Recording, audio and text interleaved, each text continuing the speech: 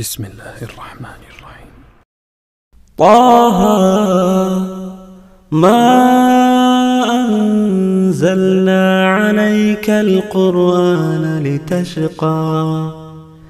إلا تذكرة لمن يخشى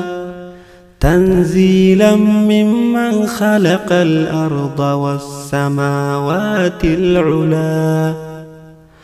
الرحمن على العرش استوى له ما في السماوات وما في الأرض وما بينهما وما تحت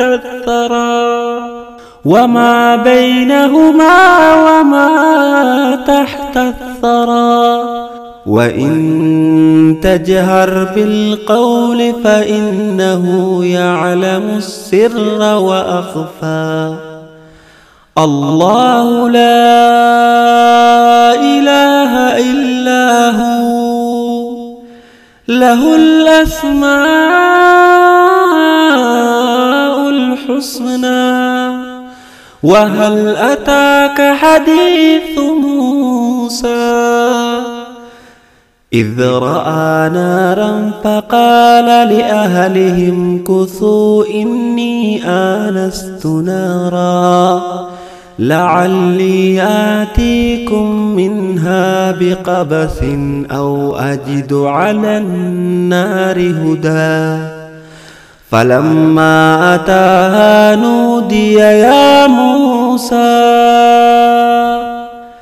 إني أنا ربك فاخلع عليك إنك بالوادي المقدس طوى وأنا اخترتك فاستمع لما يوحى إنني أنا الله لا إله إلا أنا فاعبدني وأقم الصلاة لذكري إن الساعة آتية أكاد أخفيها